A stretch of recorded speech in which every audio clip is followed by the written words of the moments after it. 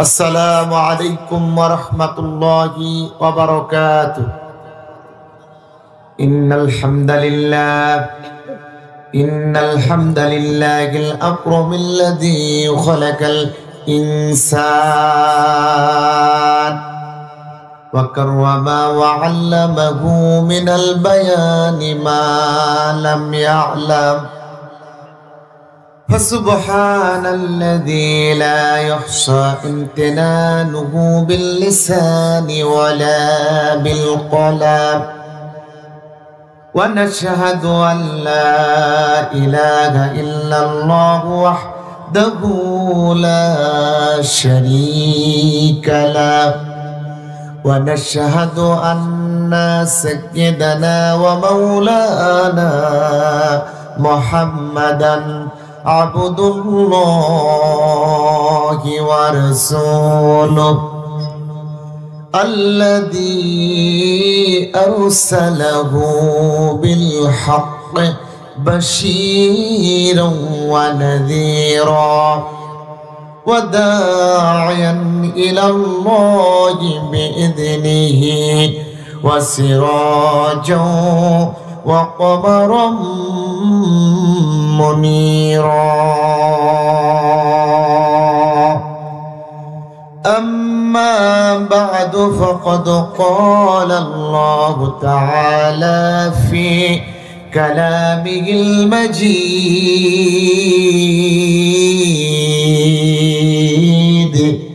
وفرقانه الحميد.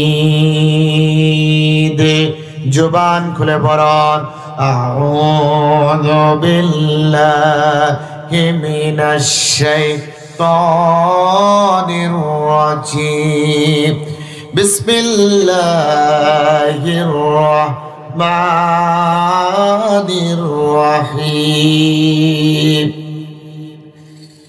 या अय्युहल्लज़ीना आमनू اتقوا الله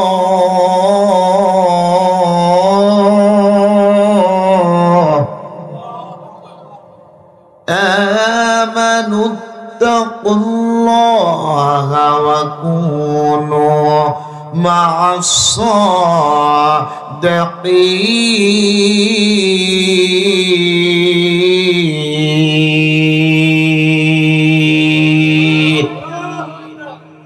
وكونوا مع الصادقين. صدقت يا رب العالمين. وقال رسول الله صلى الله عليه وسلم في الحديث ألا أحدثكم حديثا عن الدجال ما حدث به نبي قومه إنه أعوار. وقال رسول الله صلى الله عليه وسلم في الحديث الأخرى ما بين خلق آدم إلى قيام الساعة خلق أكبر من الدجال. وقال رسول الله صلى الله عليه وسلم في الحديث الأخرى إن الصدق يهدي إلى البر وإن البر يهدي إلى الجنة وإن الكاذب يهدي إلى الفجور وإن الفجور يهدي إلى النار.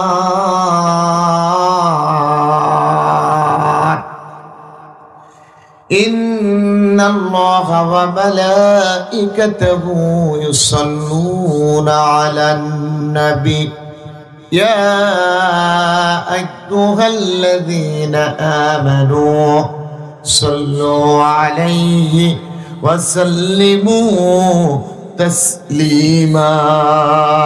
اللهم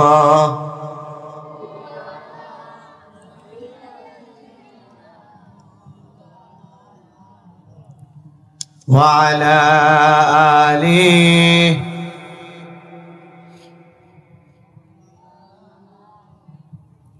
দরুদ পড়তে কক্সবাজারবাসী আপনাদের কষ্ট হয়, মনে হচ্ছে না রোহিঙ্গা আসার পর আপনারা খাবার পাচ্ছেন না, না খেয়ে শরীর দুর্বল হয়ে গেছে। হ্যাঁ, পর্যটন নগরীর মানুষগুলো আল্লাহর পক্ষ থেকে নিয়ামত পায়। আল্লাহ যেমন নিয়ামত দিয়েছে ওই কণ্ঠ দিয়ে একটু মধুর সুরে প্রাণ ভরে বিশ্ব নবীর শানে দরুদ পড়ুন। আল্লাহুম্মা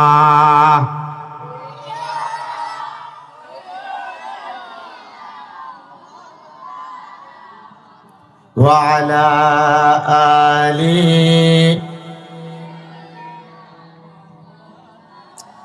ইন্নাল কিয়ারি হাসাবা ইয়াওমান ইলা আরদিল হারাম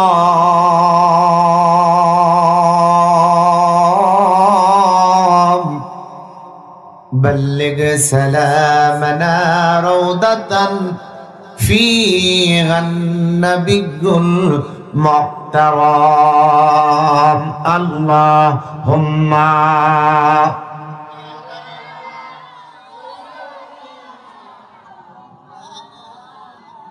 ওয়া আলা আলি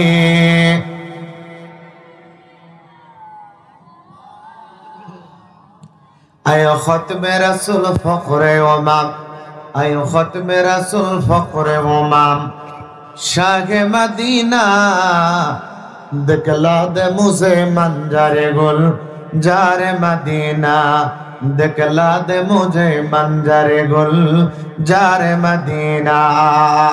अल्लाहुम्मा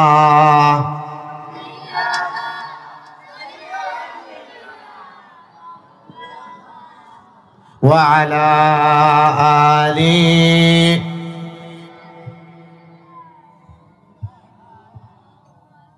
স্বাধীনতা সার্বভৌমত্ব অত্যন্ত প্রহরী ইসলাম দেশ মানবতা মুক্তির সমন্বয় করে গঠিত আমার বাংলাদেশ। বাংলাদেশের ঐতিহ্যবাহী একটি জেলা কক্সবাজার জেলার রামু থানার অন্তর্গত দক্ষিণ মেটাছড়ি চেন্দা চরপাড়া ইয়ং সোসাইটির উদ্যোগে 17তম তাফসীরুল কোরআন মাহফিল। এই তাফসীরুল কোরআন মাহফিলের সম্মানিত প্রধান অতিথি, বিশেষ অতিথিবৃন্দ এবং সম্মানিত সভাপতি, দ্বিতীয় অধিবেশনের সম্মানিত সভাপতি আমার মাথার তাজ জনাব হাফেজ আবুল কালাম ভাই, মেম্বার 1 নং ওয়ার্ড দক্ষিণ মিঠাছড়ি রামু কক্সবাজার। বারাকাল্লাহু ফি হায়াতি আতালাল্লাহু ফি উমরিহি, বলুন আমিন। প্রথম অধিবেশনে সভাপতিত্ব করে ধন্য করেছেন আমার মাথার তাজ জনাব মাস্টার কবির আহমেদ সাহেব, আল্লাহ পাক হুজুরের হায়াত বাড়ায় দেন, বলুন আমিন। সহবাস করে ধন্য করেছেন গর্বিত মায়ের গর্বিত সন্তান, বিশেষ করে মাওলানা হারুন কুতুবী, সাইদ মোহাম্মদ হেলাল উদ্দিন, মৌলানা মোহাম্মদ সৈয়দ আলম সহ গর্বিত মায়ের গর্বিত সন্তান, সম্মানিত ওলামায়ে কেরাম। বিনয় আর শুকর গুজার হচ্ছে আল্লাহর দরবারে যে আল্লাহ আসার তৌফিক দিয়েছেন, সে আল্লাহর দরবারে পড়ছি আলহামদুলিল্লাহ। কোরআনের মাহফিলে আপনারা আসতে পেরে খুশি না বেজার? কতটুকু খুশি? অনেক খুশি। কতটুকু খুশি? অনেক খুশি। দরুদ ও সালাম পেশ করছি বিশ্ব মানবতা মুক্তির কান্ডারি আকে নামদার তাজদার মদিনা মক্কার মরদুলাল জনাবে মুহাম্মদ রাসূলুল্লাহ। প্রিয় কক্সবাজারবাসী, আপনারা কেমন আছেন? আলহামদুলিল্লাহ। সম্মানিত ভাইরা, শুনতে এসেছেন কি? জোরে বলো। আপনারা জানেন আমার সাথে কথা বলা লাগে, আবার বলুন তো, শুনতে এসেছেন কি? এই কোরআনের মর্যাদা কম না বেশি? আমার ভাইরা, গুরুত্বপূর্ণ কোরআন যারা শুনতে এসেছেন, এই কোরআনের মর্যাদা, গুরুত্ব, মাহাত্ম্য, তাৎপর্য কতটুকু শুনুন। আল্লাহ রাব্বুল আলামিন তামাম পৃথিবীতে আসমানের নিচে জমিনের উপরে বিশ্ববাসীর জন্য তার পক্ষ থেকে যতটুকু রহমত, বরকত, কল্যাণ, মাগফিরাত বান্দার জন্য রব্বুল ইজ্জত ওয়াল জালাল বরাদ্দ করে দিয়েছেন, সকল কিছু দেওয়ার পর আসমানের নিচে জমিনের উপরে আল্লাহর পক্ষ থেকে বিশ্ববাসীর জন্য সব চাইতে বড় 2টা পুরস্কার আমার আল্লাহ তার বান্দার জন্য বরাদ্দ করে দিয়েছে। এক নম্বর পুরস্কার হলো রহমত নামক নবী, দুই নম্বর পুরস্কার হলো ফদল নামক কোরআন, যার কথা আল্লাহ পাক বলছেন কুল বিফাদলিল্লাহি ওয়া বিরহমাতিহি ফাবিযালিকা ফালইফরাহু হুয়া খায়রুম মিম্মা ইয়াজমাউন।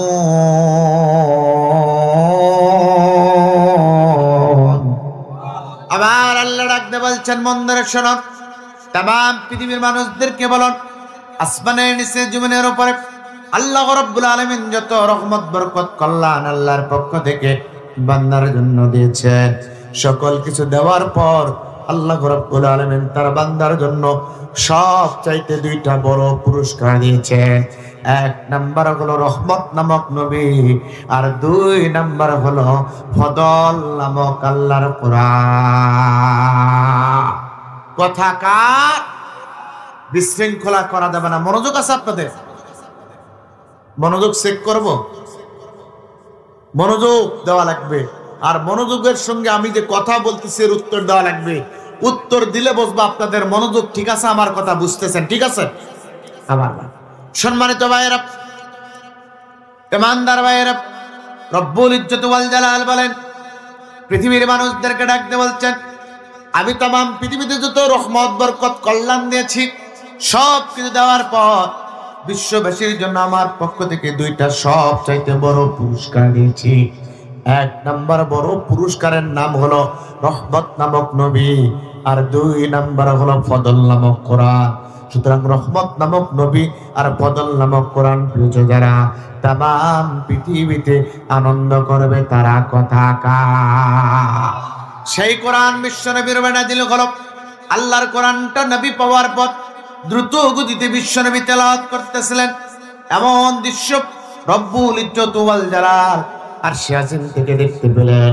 দেখতে পেয়ে জিব্রাইলকে ডাকতে, বন্ধুরে কোরআনের মাহাত্ম্য, কোরআনের গুরুত্ব, কোরআনের তাৎপর্য, কোরআনের বহত্ব আল্লাহর নবী আমার বন্ধু বুঝতে পেয়ে কোরআনটাকে তাড়াহুড়া করে পড়তেছে, জিহ্বাকে দ্রুত গতিতে সঞ্চালন করতেছে।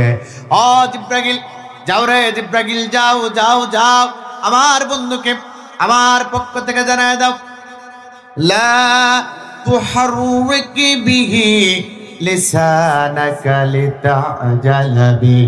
নবী কোরআনকে মুখস্থ করার জন্য, কোরআনকে কণ্ঠস্থ করার জন্য, কোরআনকে ছোটস্থ করার জন্য, কোরআনকে সেভ করার জন্য আপনার জিহ্বাকে আপনি দ্রুত গতিতে সঞ্চালন করবেন না।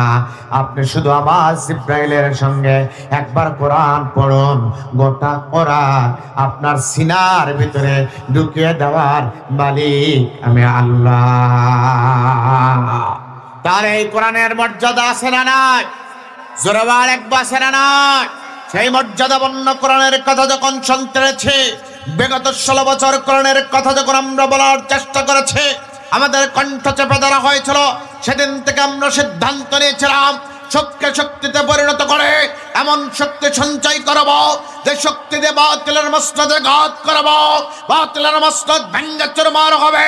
2024 সালের 5 আগস্ট শক্তিতে পরিণত করে এমন শক্তি সঞ্চয় করে বাতিলের মসনদে ঘাত করেছে, বাতিলের মসনদ ভেঙ্গে চুরমার হয়েছে। মসনদে বসে বাতিল দিল্লি পালাতে বাধ্য হয়েছে। আর কোনদিন দিল্লির দেশকে বাংলার জমিনে আসতে দেওয়া হবে না, হবে না, হবে না, হবে না।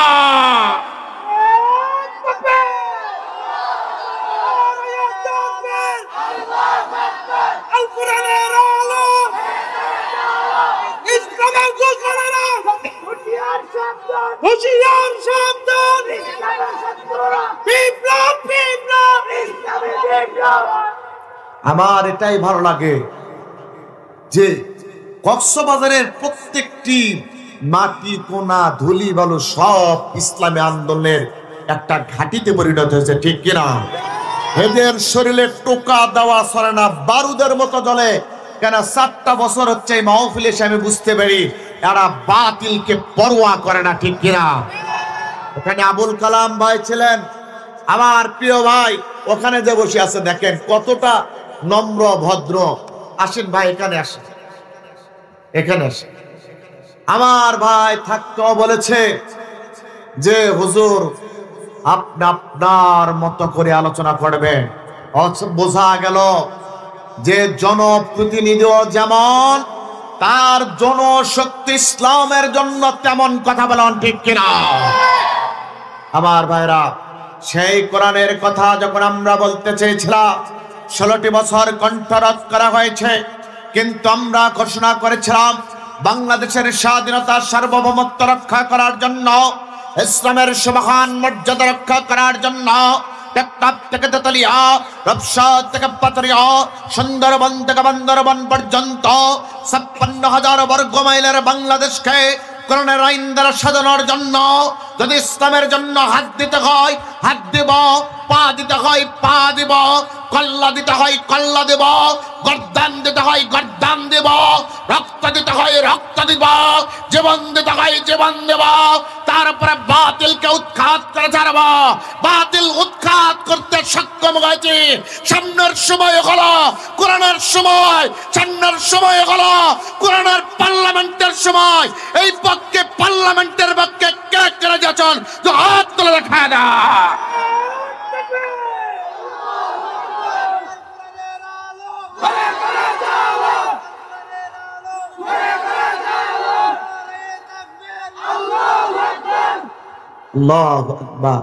সেই কোরআন শুনতে সে খুশি না বেজার?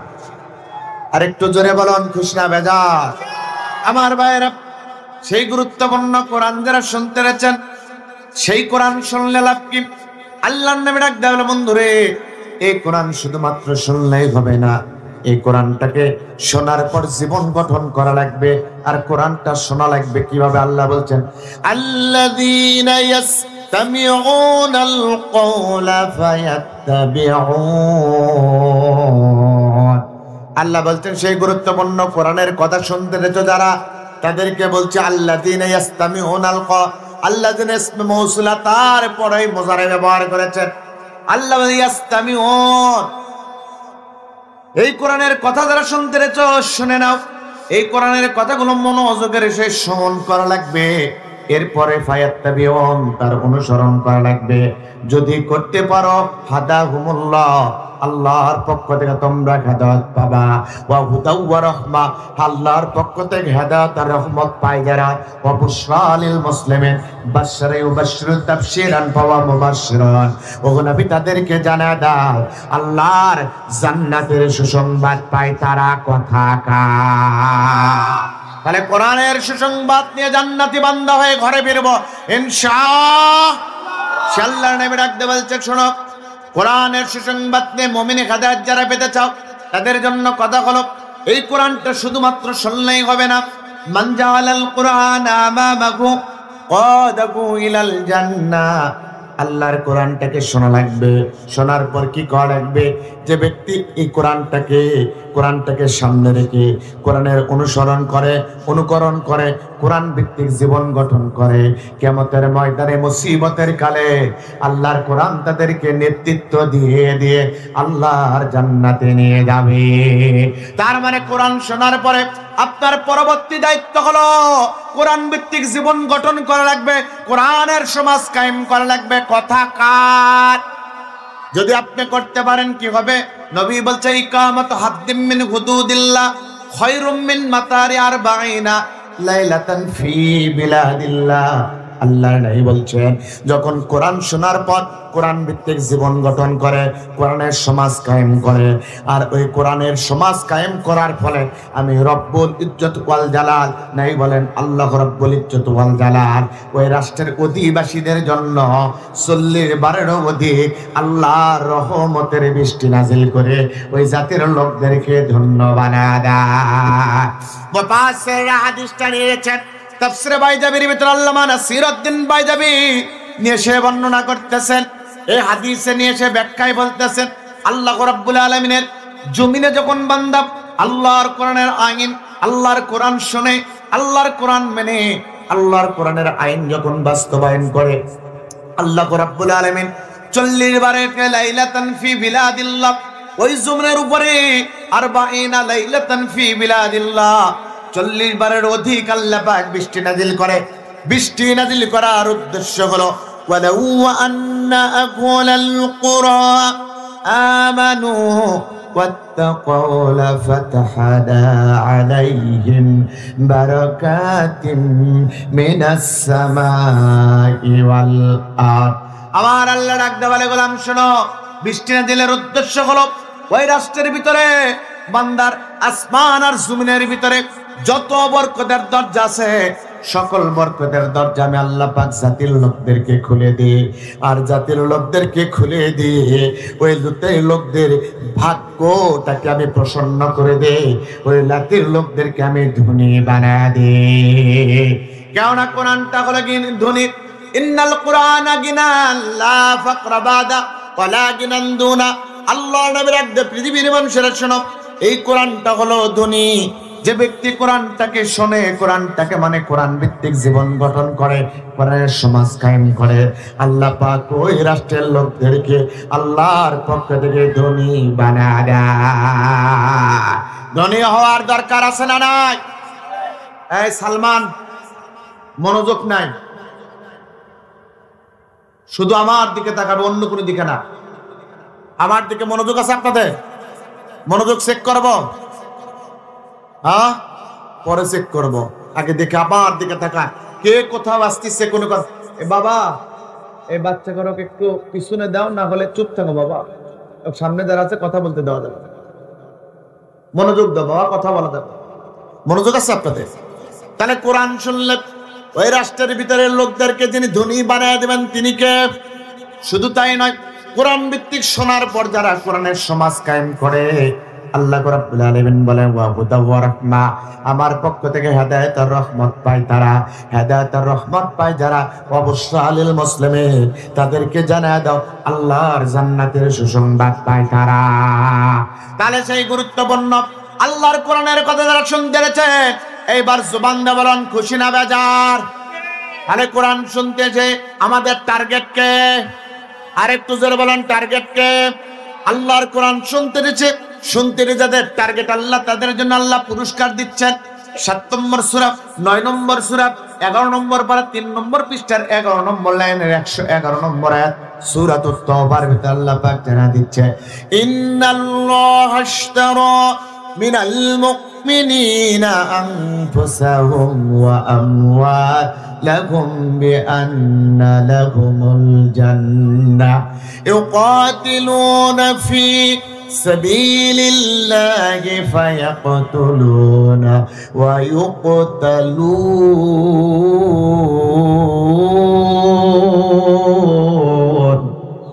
আবার আল্লাহ ডাকতে বলছে, গোলাম শোনো, আল্লাহর কোরআন শুনতে যে যাদের টার্গেট হওয়ার আল্লাহ, তাদেরকে বলা যায় ওই টার্গেট কিন্তু বান্দাদের কাছ থেকে আল্লাহ পাক দুইটা জিনিসের প্রতিশ্রুতি নিতে চায়।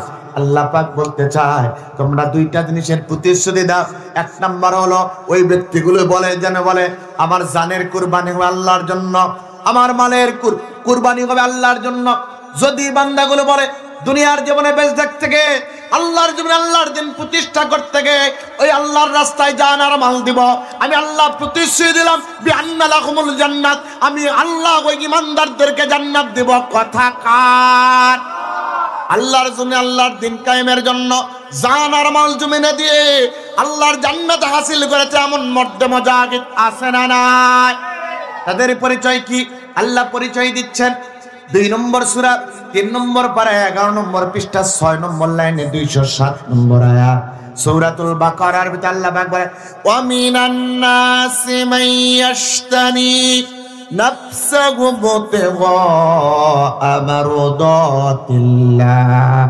মানুষের ভিতরে কতকগুলো মানুষ আছে যারা আল্লাহর ভালোবাসায় উদ্বুদ্ধ হয়ে নিজের জীবনটা আল্লাহর রাস্তায় বিলিয়ে দেয়। যারা ইমানদার যারা হেদায়েতের রহমত পায়, তারা হেদায়েতের রহমত পায়, যারা আল্লাহর পক্ষ থেকে জান্নাতের সুসংবাদ পায়, তারা কথা কার?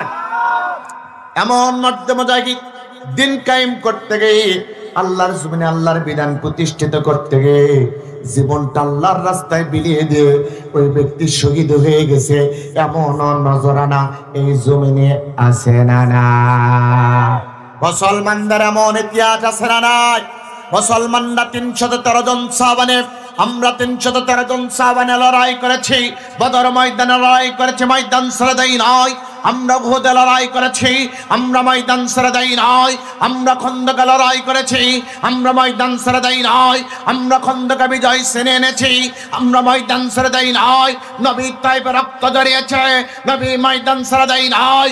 আমরা আফ্রিকায় কালেমার শত শত পতাকা আমরা উত্তোলন করেছি, আমরা ময়দান ছেড়ে দেই নয়। বিগত 16 বছর টেকনাফ থেকে তেতুলিয়া, রূপসা থেকে পাতুরিয়া, সুন্দরবন থেকে বান্দরবন পর্যন্ত 1,47,570 বর্গ কিলোমিটারের বাংলাদেশে নির্যাতন, নিপীড়ন, নিষ্পেষণ হয়েছে। এরপর আমরা ময়দান ছেড়ে দেই নয়। জেল জুলুম, মামলা, হলিয়া গ্রেপ্তার, বাণিজ্য এমনকি বাঁচিয়ে মাংস চলে গেছে। এরপর আমরা ময়দান ছেড়ে দেই নয়, কারণ মুসলমানদের ইতিহাস, মুসলমানরা ইসলামের জন্য হাত দেবে, পা দিবে, কল্লা দিবে, গর্দান দিবে, মাথা দিবে, রক্ত দিবে, জীবন দেবে, শাহাদাত বরণ করবে, তারপরও ময়দান ছাড়তে পারে না, পারে না, পারে না, পারে না, কিনা? সুতরাং আমাদের বেঁচে থাকা কার জন্য? জোরে বলা লাগবে। আমাদের মরে যাওয়া কার জন্য? তাদের আল্লাহ বলছেন, গোলাম শোনো, যারা বলে বেঁচে থাকা আল্লাহর জন্য, মরে যাওয়া আল্লাহর জন্য, তাদেরকে আর আপনি একটু জানায় দেন, قل إن صلاتي ونسكي ومحياي ومماتي لله رب العالمين। নবী যারা বলবে আমার জানের মালিক হলো আল্লাহ, আমার মালিক হলো আল্লাহ, আমার বেঁচে থাকা হবে আল্লাহর জন্য, আমার নামাজের কুরবানি আল্লাহর জন্য, আমার সময়ের কুরবানি আল্লাহর জন্য, আমার বেঁচে থাকা হবে আল্লাহর জন্য, আমার মরে যাওয়া হবে আল্লাহর জন্য। তাদেরকে যে বলা দেয় আমি আল্লাহ হয়ে যাব তাদের জন্য। আল্লাহ যদি ইমানদারদের জন্য হয়, দুনিয়ার কোন শক্তি ইমানদারদেরকে কিঞ্চিত পরিমাণে ক্ষতি করতে পারবে না, ঠিক কিনা? কেননা ইমানদাররা জানে ওই মুসলমান ইমানদাররা বাঁচলে গাজী, মরলে শহীদ, ওদেরকে মৃত্যুর ভয় দেখে কোনো লাভ নাই, ঠিক কিনা? কেন আল্লাহকে বলেছেন, ওয়ালা তাকুলু লিমান ইউকতালু ফি সাবিলিল্লাহি আমওয়াত বাল আহইয়াউ ওয়ালাকিন লা তাশউরুন। আল্লাহ বলছেন আমার পথে যারা লড়াই করে, বাতিলের বিরুদ্ধে নিজেকে সঁপিয়ে দিয়ে আল্লাহর পক্ষে, ইউকাতিলুনা ফি সাবিলিল্লাহ, আল্লাহর পক্ষে যা হয় যারা বাতিলের বিরুদ্ধে মুকাতালা করে, আমি রব্বুল ইজ্জত ওয়াল জালাল বলি, এই মুকাতালা করতে গিয়ে যারা জীবনটা দেয়, ওদেরকে তোমরা মৃত বলো না, বরং তারা জিন্দা, তোমরা উপলব্ধি করতে পারো না। এই জন্য মুসলমান জানে ওরা বাঁচলে গাজী, মরলে শহীদ, ওদেরকে মৃত্যুর ভয় দেখিয়ে ইমানি আন্দোলন থেকে, কোরআনের সমাজ কায়েমের আন্দোলন থেকে দূরে রাখা যাবে না, ঠিক কিনা? ঠিক কিনা? যুবকদের অহংকারেতে কাঁপছে জালি মাঝি, মুজাহিদেরা লড়ছে দেখো জীবন রেখে বাজি, ঠিক কিনা? যুবকদের অহংকারেতে কাঁপছে জালি মাঝি, মুজাহিদেরা লড়ছে দেখো জীবন রেখে বাজি। 24-এ কারা লড়েছে? জোরে বলুন, কারা লড়েছে? এই যুবকদের ভয়ে পুলিশ লীগ, ছাত্রলীগ, আওয়ামী লীগ, যুবলীগ, সব পতিতা লীগ সব পালিয়েছে, ঠিক কিনা? যুবকদেরই অহংকারেতে কাঁপছে জালি মাঝি, মুজাহিদরা লড়ছে দেখো জীবন রেখে বাজি। মুসলমানরা বাঁচলে গাজী, মরলে যে শহীদ, মুসলমানরা বাঁচলে গাজী, মরলে যে শহীদ। কি গাইতে হবে ঘুম ভাঙানি গীত, এখনো কি গাইতে হবে ঘুম ভাঙানি গীত। কইরে খালিদ ওমর এসেছে নতুন বাদত, করে সেই দিকে বিজয় নবীর মুজাহিদ, সকলে করে সেই দিকে বিজয় নবীর মুজাহিদ। এখনো কি গাইতে হবে ঘুম ভাঙানি গীত, এখনো কি গাইতে হবে ঘুম ভাঙানি গীত। কইরে খালেদ ওমর এসেছে নতুন বদল, করে সেই দিকে বিজয় নবীন মুজাহিদ, এখনো কি গাইতে হবে ঘুম ভাঙানি গীত। সময় তো নেই মোটে তুই আর করিস না দেরি, যেখানে পাও ওই জালিমদের পরাও পায়ে বেরি, ঠিক না? আর কিন্তু সময় নাই, এখনই জাগা লাগবে। জালিমদেরকে ধরে ধরে পুলিশের কাছে সোপর্দ করা লাগবে, ঠিক কিনা? সময় তো নেই মোটে তুই আর করিস না দেরি, যেখানে পাও ওই জালিমদের পরাও পায়ে বেরি। এই জিহাদে দরকার এখন হাজারো খালিদ, এই জিহাদে দরকার এখন হাজারো খালিদ, এখনো কি গাইতে হবে ঘুম ভাঙানি গীত, এখনো কি গাইতে হবে ঘুম ভাঙানি গীত। কইরি খালিদ ওমর এসেছে নতুন বদল, করে সেই দিকে বিজয়ী নবীন মুজাহিদ, করে সেই দিকে বিজয়ী নবীন মুজাহিদ, এখনো কি গাইতে হবে ঘুম ভাঙানি গীত। কষ্ট হয়, কষ্ট হয়। যুব সমাজ জেগেছে তোকে বলি চল, তোর দিকে যেছে আছে সাইদি সাহেবের দল। গতকাল দেখা দিয়েছে কক্সবাজার আসে আমরা কোরআনের সৈনিক, ঠিক কিনা? যুব সমাজ জেগেছে আজ তোকে বলি চল, তোর দিকে যেছে আছে কাদের মোল্লার দল। যুব সমাজ জেগেছে আজ তোকে বলি চল, তোর দিকে যেছে আছে মাজলুমানের দল। আরশ থেকে দিচ্ছে আবার জিহাদের তাগিদ, এখনো কি গাইতে হবে ঘুম ভাঙানি গীত, এখনো কি গাইতে হবে ঘুম ভাঙানি গীত, এখনো কি গাইতে হবে ঘুম ভাঙানি গীত। এখনো কি ঘুম ভাঙানো লাগবে? এখনো কি আপনাদের ঘুম ভাঙানো লাগবে? যদি আপনাদের ঘুম ভাঙানো না লাগে তাহলে আপনাদেরকে বীরের মতো একটা জাগ্রত হওয়া লাগবে, আপনাদেরকে সিদ্ধান্ত নেওয়া লাগবে, আমাদেরকে ঐক্যবদ্ধ হতে হবে। আমরা ন্যাশনালিজম দেখেছি, কমিউনিজম দেখেছি, সোশিয়ালিজম দেখেছি, অ্যারিস্টোক্রেসি দেখেছি, ডেমোক্রেসি দেখেছি, বাবার শাসন দেখেছি, স্বামীর শাসন দেখেছি, চাচার শাসন দেখেছি। এইবার আপনাদের 1000 বছর পূর্বে হীরাগয় নাজিল লিখিত আল্লাহর কোরআনের শাসন দেখতে চাই। সুতরাং সামনের জীবন ব্যবস্থা কোরআনের ব্যবস্থা, সামনের সমাজ কোরআনের সমাজ, সামনের পার্লামেন্ট আল্লাহর কোরআনের পার্লামেন্ট, সামনের সংসদ আল্লাহর কোরআনের সংসদ, ঠিক কিনা?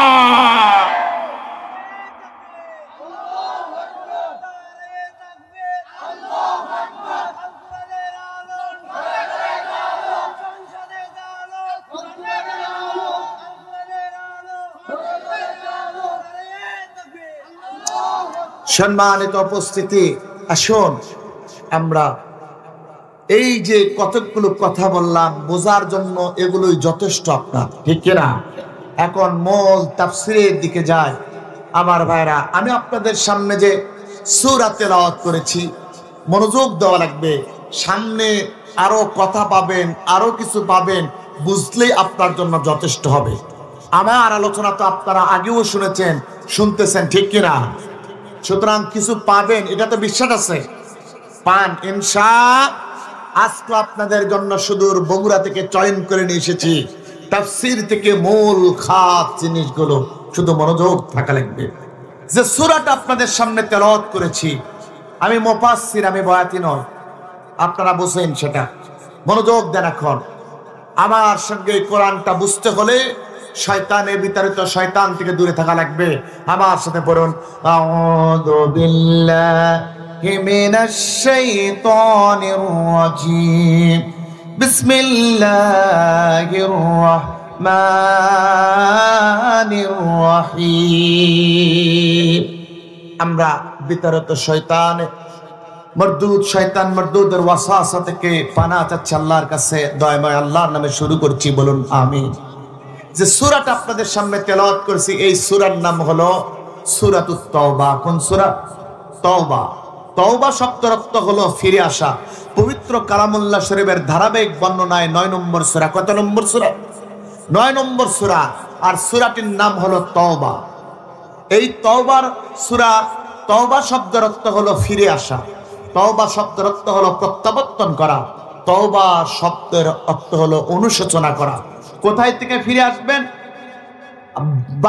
জীবনে যতগুলো অন্ধকার, কোরআন সুন্নাহর বাইরে যত অন্ধকারে ঢুকেছেন, ওই অন্ধকার থেকে ইসলাম নামক একটা আলোর পথে ফিরে আসা লাগবে।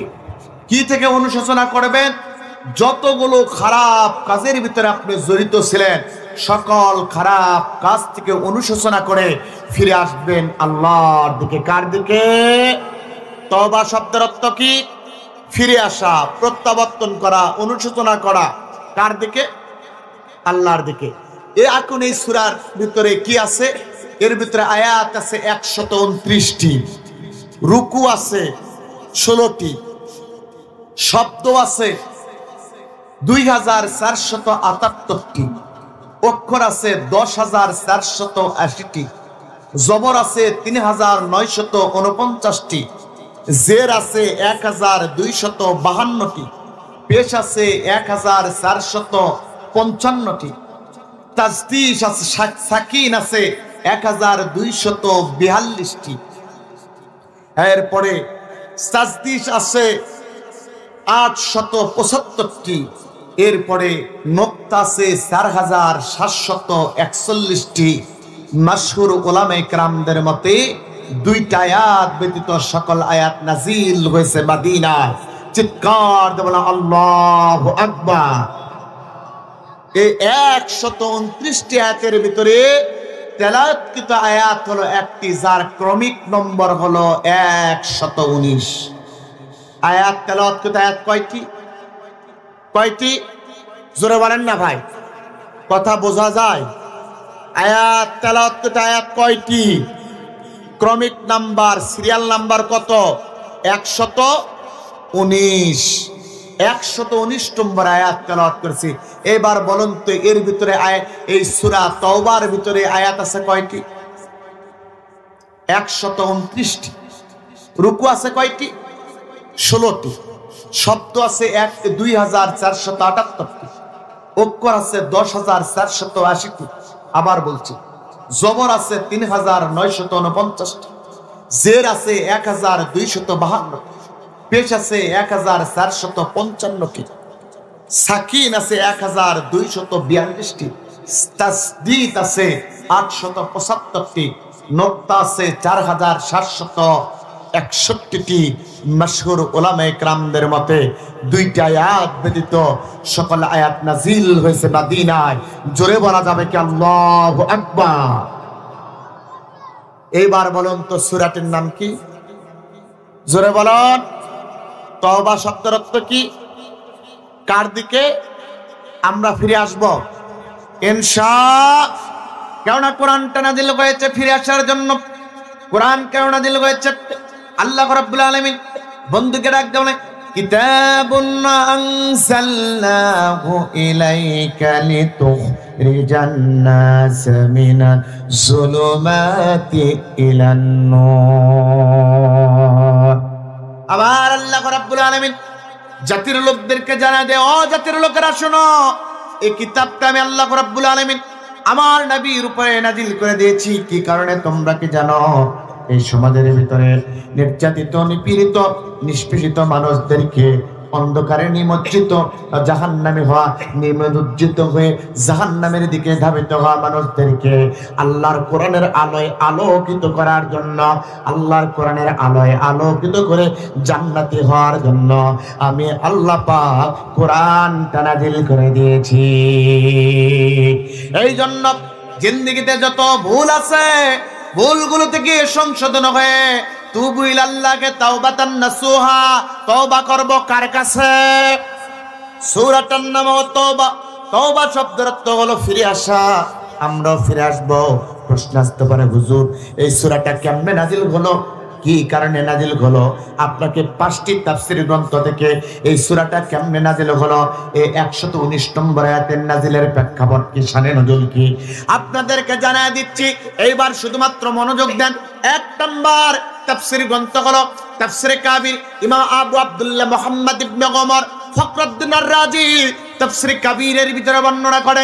তাফসীরে জামিউল বায়ান ফি তাফসীরুল কোরআন, ইমাম আবু আব্দুল্লাহ ইমাম মুহাম্মদ ইবনে ওমর ইমাম মুহাম্মদ আল-জাবিরি আত-তাবিরি তাফসীরে তাবিরির ভিতরে বর্ণনা করেছেন। আল জামিউল বায়ান ফি তাফসীরুল কোরআনের ভিতরে উনি বর্ণনা করেছেন। এমনকি তাফসীরে কোরআনুল আযীম হাফেজ ইমামউদ্দিন ইবনে কাসির তাফসীর ইবনে কাসিরের ভিতরে বর্ণনা করতেছেন।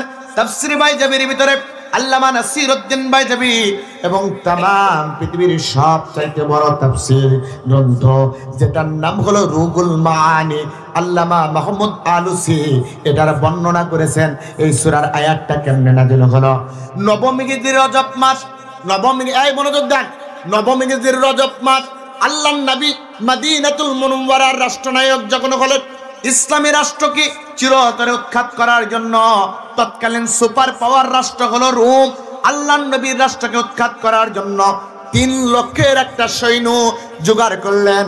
3 লক্ষের সৈন্য নিয়ে মদিনাতুল মুনাওয়ারা আক্রমণ করবেন, ইসলামের রাষ্ট্রকে ধূলিসাৎ করে মুহাম্মদ ইবনে আব্দুল্লাহ ইবনে আব্দুল মুত্তালিবের এই মদিনার রাষ্ট্রটা ধ্বংস করে ওরা দখল করে নেবে, মদিনাতুল মুনাওয়ারায় আল্লাহর নবীকে প্রতিষ্ঠিত হতে দিবে না। এই জন্য 3 লক্ষ সৈন্যের একটা বহর রেডি করলেন। মুহাম্মদ ইবনে আব্দুল্লাহ ইবনে আব্দুল মুত্তালিবকে মদিনার রাষ্ট্র থেকে উৎখাত করব। আজকে বাংলার জমিনে 24-এর পর আসক্তি চিন্তা করেছে কি 1900 যারা ইসলাম বিপক্ষের সৈনিক জুলু আছে ওদেরকে উৎখাত করায় ভারতের তাবেদার সরকারকে ওরা বসে বাংলাদেশকে একটা অকার্যকর রাষ্ট্রে পরিণত করার ষড়যন্ত্র করা হচ্ছে, ঠিক কিনা? কেস ক্লোজ করা লাগবে, একবারে বসে পড়া লাগবে। কেননা আপনারা যখন ওঠা বসা করেন, যাতায়াত করেন, মানুষের কানে এই দিকে যায়, আর ওনাদের চক্ষু আমার দিকে আসলে আমি তো আলোচনা চালাচ্ছি, ঠিক কিনা? মনোযোগ ঠিক আছে, আর কেউ আসবেন এখানে এই মুহূর্তে, আমি আলোচনা শেষ হলে যারা আসবে মনোযোগ আছে। আমার ভাইয়েরা, আল্লাহর নবীকে ইসলামী রাষ্ট্রের মূলোৎপাটন করে দেওয়ার জন্য, ইসলামী রাষ্ট্রকে উৎখাত করার জন্য তৎকালীন সুপার পাওয়ার রাষ্ট্র 3 লক্ষ সৈন্য জোগাড় করলো। মুহাম্মদ ইবনে আব্দুল্লাহ ইবনে আব্দুল মুত্তালিবকে দুনিয়া থেকে বিদায় করে রাষ্ট্রটা দখল করব। আজকে বাংলাদেশ নামক রাষ্ট্রটাকে দখল করার জন্য এশিয়ার সুপার পাওয়ার রাষ্ট্র ভারত পরিকল্পনা করে মাদার খুনি এই যে হিটলারের ছোট বোন হাসিনাকে নিয়ে যে ওখানে রেখেছে, আর ওখান থেকে বলতেছে যে আমি শর্ট করে ঢুকে পড়ব, ঠিক কিনা? বলছে শর্ট করে ঢুকে পড়বো। আমরাও বলি বুবাসন, শর্ট করে ঢুকে পড়বেন, আমরাও কট করে ধরে ফেলবো, ঠিক কিনা? কেননা আপনার এখনো ক্ষমতার লোভ যায় না, আপনি ক্ষমতার লোভের লোভী হয়ে জনগণের উপর নির্যাতন চালানোর জন্য পরিকল্পনা করতেছেন, ঠিক কিনা? বাবু আইবা, বাবু আইবা গো, সেই দিন এসব ক্ষমতা পাইবা না। বাবু আইবা, বাবু আইবা গো, সেই দিন এসব ক্ষমতা পাইবা না। বন্ধুগণ, সঙ্গীত বলা উদ্দেশ্য নয়, পরিকল্পনা করতেছে বাংলাদেশ থেকে একটা অকার্যকর রাষ্ট্রে পরিণত করে ওই ব্যক্তির মাধ্যমে বিশৃঙ্খলা করে গোটা বাংলাদেশটাকে ভারতের একটা করদ রাজ্য পরিণত করে একটা অঙ্গরাজ্য বানানোর জন্য, ঠিক কিনা? এইরকম তৎকালীন সময় সুপার পাওয়ার ছিল রোম। আল্লাহর নবীর রাষ্ট্রটাকে উৎখাত করে ইসলামী রাষ্ট্রকে চিরতরে বিদায় করে দেওয়ার জন্য 3 লক্ষের একটা সৈন্যবাহিনী তৈরি করলেন। ইতিমধ্যে আল্লাহ রাব্বুল আলামিন বন্ধুকে ডাক দেয়, ও জিবরাইল, আমার বন্ধুকে যে বলো আর বসে থাকা দরকার নাই, চারিপাশে থেকে ইসলামের রাষ্ট্রকে উৎখাত করার জন্য ষড়যন্ত্র লেগে গেছে।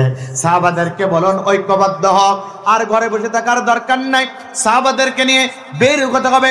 আল্লাহর নবী সাহাবাদেরকে ডাক দিলেন, ডাক দিল, আমার সাহাবারা ঘরে বসে থাকার আর সময় নাই, যেতে হবে অনেক দূর, দুর্গম গিরিপথ পাড়ি দিতে হবে। এমন সময় যেতে হবে যেমন সময়, যে সময়টা হলো ভরা খেজুর পাকার মৌসুম।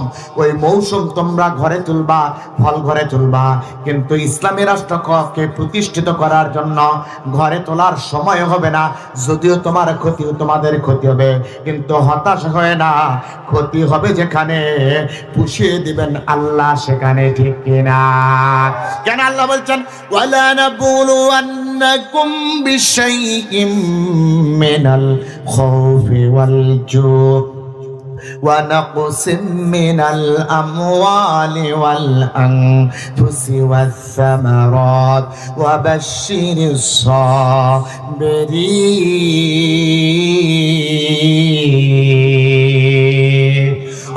নবী আপনি সাহাবাদেরকে বলেন পরীক্ষার উপর পরীক্ষা দিতেই হবে।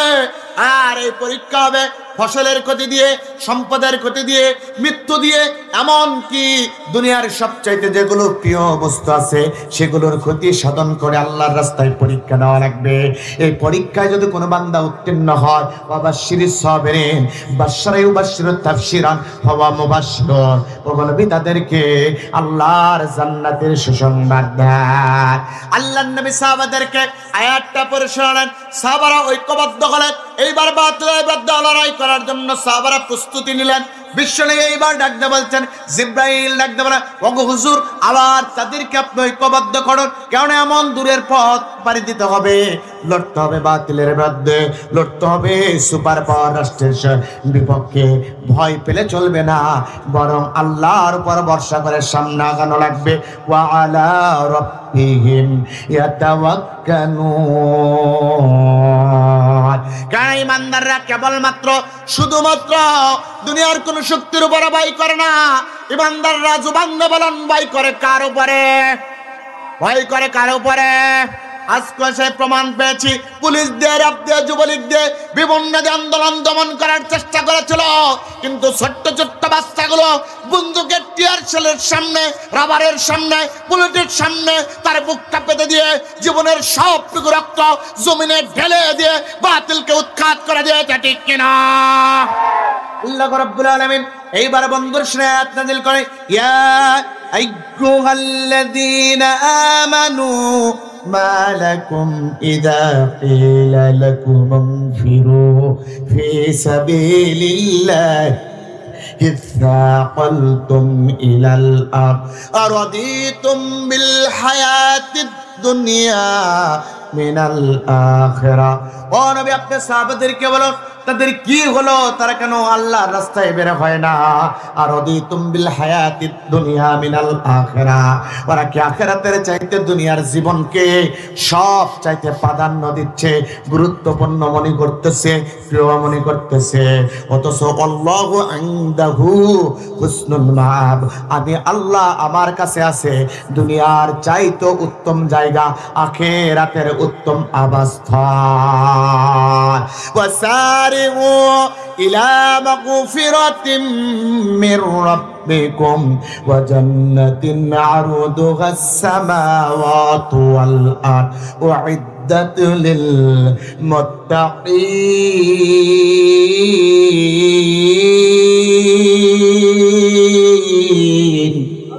আমার আল্লাহ ডাকতে বলে দৌড়াও দৌড়াও দৌড়াও দৌড়াও ওই প্রশস্ত জান্নাতের দিকে, যে জান্নাত আসমান আর জমিনের সমান প্রশস্ত। উইদ্দাত লিল মুত্তাকিন, যা কেবলমাত্র শুধুমাত্র মুত্তাকিদের জন্য তৈরি করা হয়েছে। আল্লাহর নবী এক এক করে সাহাবাদেরকে আয়াত বলতেছেন আর উদ্বুদ্ধ করতেছেন। আল্লাহর নবী উদ্বুদ্ধ করার সঙ্গে সঙ্গে মসজিদে নববীতে বসে গেলেন। সাহাবারা আসলেন, হুজুর ডাকতে বললেন কার কি আছে ইসলামের জন্য ব্যয় করো। আল্লাহর নবী সাহাবারা এক এক করে ইসলামের জন্য দান করা শুরু করলেন। ওই সময় বিশ্বনবী 20,000 সৈন্য নিয়ে 3 লক্ষ সৈন্যর মোকাবেলা করতে আল্লাহর রাসূল বের হলেন। বিশ্বনবী বের হলেন, তাবুকের ময়দান পর্যন্ত আল্লাহর নবী চলে গেলেন।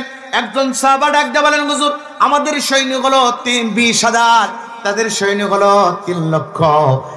ইয়া রাসূলুল্লাহ ইয়া হাবিবাল্লাহ, ওদের সামনে কি আমরা পেরে উঠব? আল্লাহর নবী ডাকতে বলেন, সাহাবা ওয়ালা রাব্বিকুম ইয়াতাওয়াক্কালুন, আল্লাহর উপর ভরসা করো।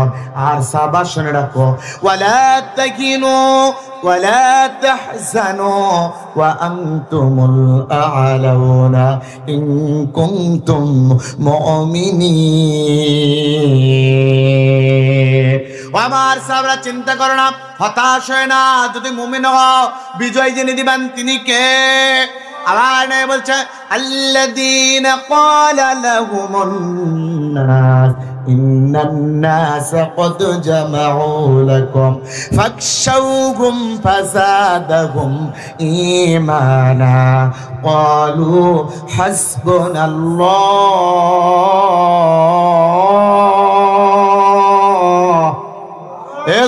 আল্লাহু আকবার। আমার আল্লাহ ডাক দেওয়া নামে আপনি সাহাবাদেরকে বলুন, মানুষের ভিতরে কতগুলো মানুষ আছে যারা ইমানদারদেরকে ভয় দেখাবে, আর ভয় দেখানোর জন্য অস্ত্র শস্ত্রে সজ্জিত হয়ে ইমানদারদেরকে বলবে, তোমরা যদি আল্লাহর পথ ছেড়ে না দাও তোমাদেরকে দুনিয়া থেকে বিদায় করে দিব। কিন্তু ইমানদাররা ভয় পাবে না, বরং ইমানদাররা বলবে, ক্বালু হাসবুনাল্লাহ, আমার আল্লাহ আমাদের জন্য যথেষ্ট। কেননা ইমানদার ওয়ালা রাব্বিকুম ইয়াতাওয়াক্কালুন, দুনিয়ার উপরে ভরসা করে নাই, কারো উপরে ভরসা করে নাই। ইমানদারের ভরসা একমাত্র আল্লাহর জন্য, ঠিক কিনা? আল্লাহর নবী সাহাবাদেরকে ঐক্যবদ্ধ করতেছেন। সাহাবারা ঐক্যবদ্ধ করেন, ঐক্যবদ্ধ করে যখন সাহাবারা 20,000 সৈন্যের এক জায়গায় একত্রিত হয়েছে, সংবাদ আসলো 3 লক্ষ সৈন্য নিয়ে আক্রমণ করতেছে। আল্লাহর নবী এইবার সাহাবাদেরকে বললেন, আল্লাহর উপর ভরসা করে তোমরা বাতিলের মোকাবেলার জন্য তৈরি হয়ে যাও, আল্লাহর পক্ষ থেকে সাহায্য আসবে। যুদ্ধ শুরু হয়ে গেল, আল্লাহর নবীর সাহাবাদের সাথে যুদ্ধ শুরু হয়ে গেল। 3 লক্ষ সৈন্য, নবীর সৈন্যর মোকাবেলা, নবীর সৈন্যরা 3 লক্ষ বাতিলের মধ্যে মোকাবেলা করে ওই তাবুক ময়দানে আল্লাহর নবী বিজয় ছিনিয়ে আনলেন। আসার পর আল্লাহর নবী চলে আসলেন, কিন্তু ওই তাবুক ময়দানে 10 জন নিয়মিত সৈন্য আল্লাহর নবীর সাথে যায় নাই। আল্লাহর নবী তাদের সম্পর্কে মসজিদে নববীতে বসে গেলেন। কি কারণে তোমরা যাও না? যারা ইসলামের প্রয়োজনে ঘর থেকে বের হবে না, বাতিলের মোকাবেলা করার জন্য ঘর থেকে বের হবে না, মুখে মুখে ইসলামের কথা বলবে, ওরা কোনোদিন ইমানদার হতে পারবে না। কথা কার? ফাদ্দালাল্লাহুল মুজাহিদিনা বিআমওয়ালিহিম ওয়া আনফুসিহিম আলাল কায়িদিনা দারাজা। যারা ঘরে বসে ইসলামের তাসবির টানার ভিতরে ইসলামটাকে খুঁজে, আর যারা ঘর থেকে বের হয়ে কোরআনের আন্দোলন করে কোরআন ময়দানে ইসলামের বিজয়টা ছিনিয়ে আনে, এই 2 ব্যক্তি কখনো সমান নয়। আল্লাহর নবী বলে, ফাদ্দালাল্লাহুল মুজাহিদিনা বিআমওয়ালিহিম ওয়া আনফুসিহিম আলাল কায়িদিনা দারাজা।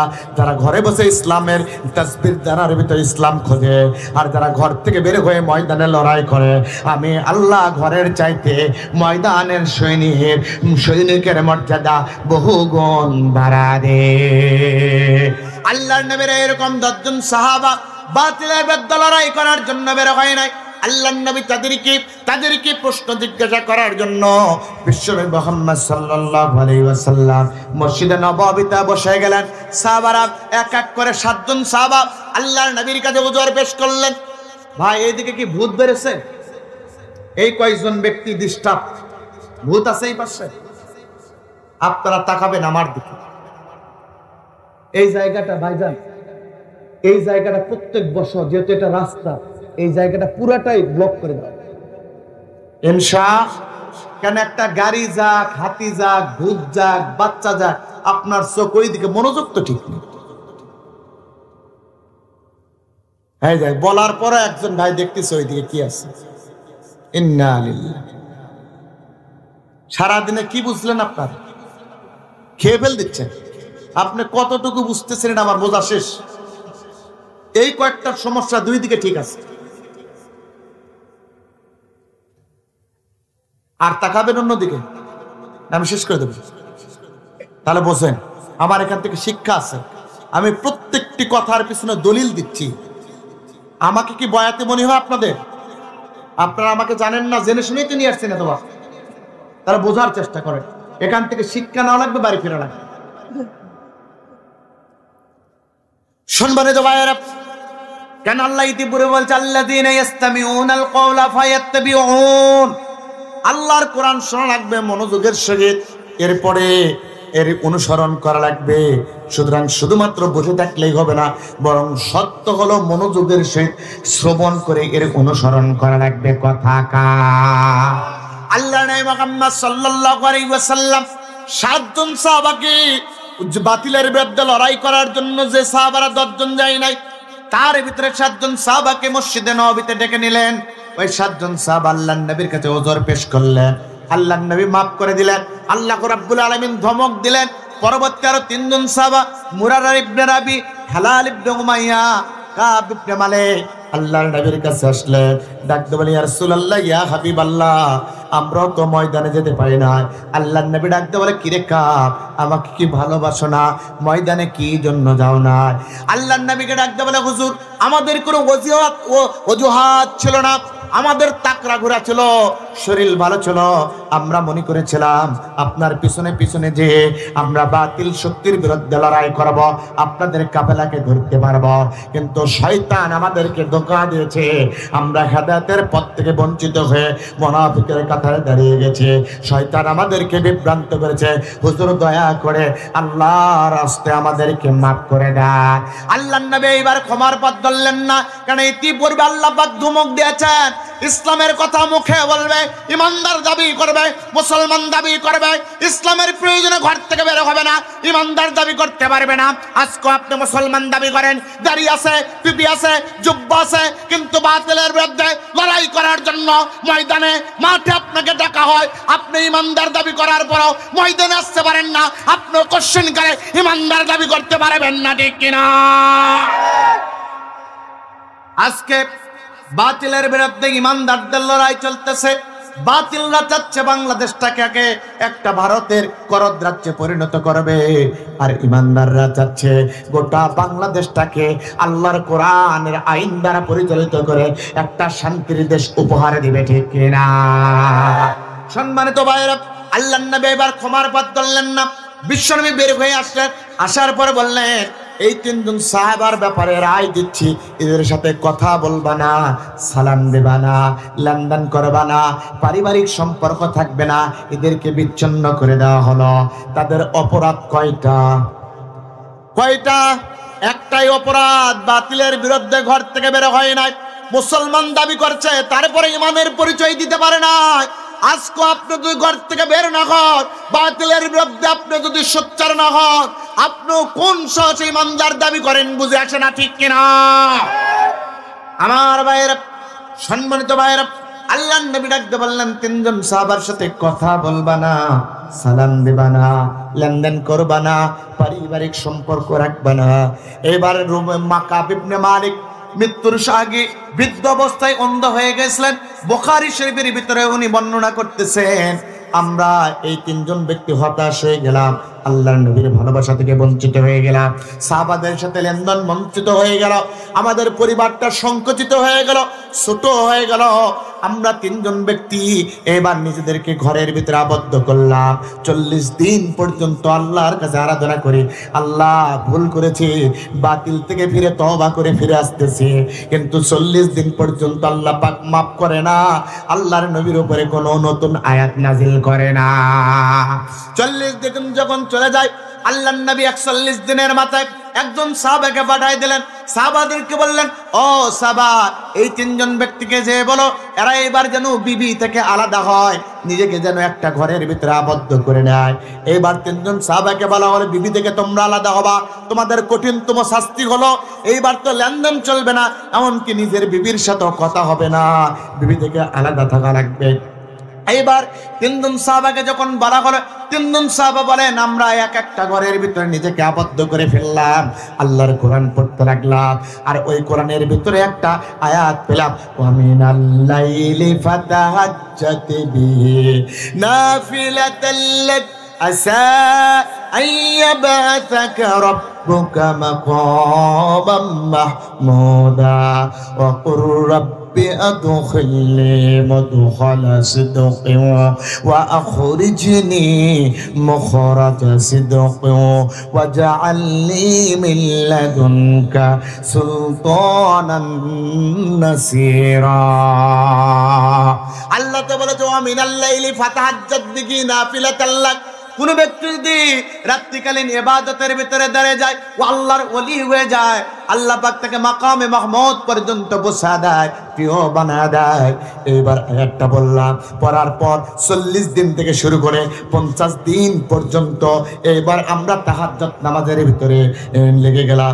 এমন তাহাজ্জুদ নামাজ যখন 50 দিন হয়ে গেল, ফজরের সময় একজন সাহাবা সংবাদ দিতে আসলেন, ইতিপূর্বে আল্লাহর নবী ফজরের নামাজ সমাপ্ত করেছেন। আল্লাহ ডাক দেয়, জিবরাইল যাও রে জিবরাইল, যাও যাও আমার নবীকে জানায় দাও, 3 জন সাহাবার ব্যাপারে রায় দিয়েছিল, এদের সাথে কথা বলবে না, সালাম দিবে না, লেনদেন করবে না। এদের দোষ হলো এদের দিনের পক্ষে দাঁড়ায় না, ইসলামী রাষ্ট্রের পক্ষ হয়ে লড়াই করে না, বাতিলের বিরুদ্ধে মোকাবেলা করে না। এই জন্য আমি রব্বুল ইজ্জত ওয়াল জালাল 50 দিন পর্যন্ত তাদেরকে শাস্তি দিয়েছি। জিবরাইল আর শাস্তি দিতে চায় না।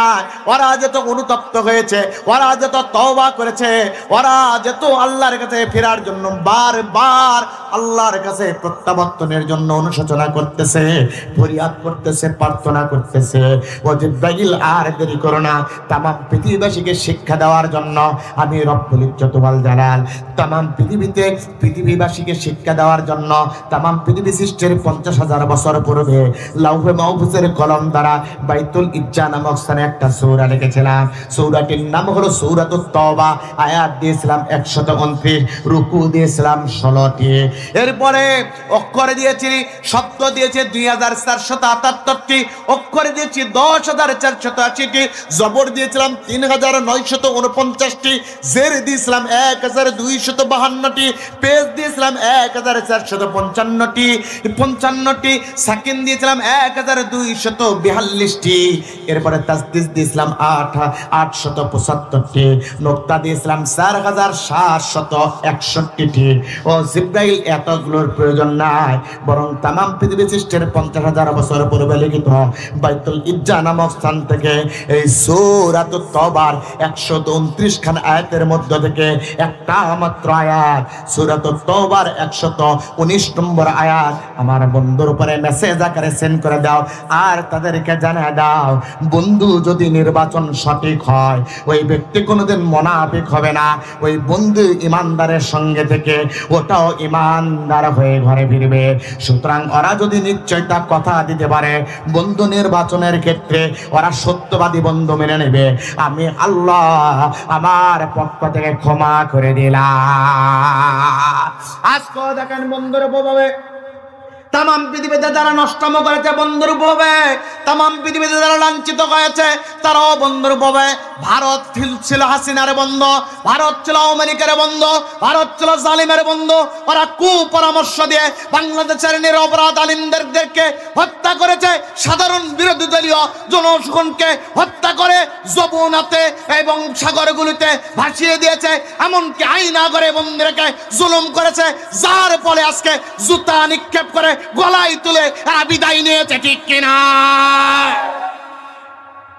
সম্মানিত ভাইয়েরা, এই জন্য বন্ধুর প্রভাব হলো মারাত্মক।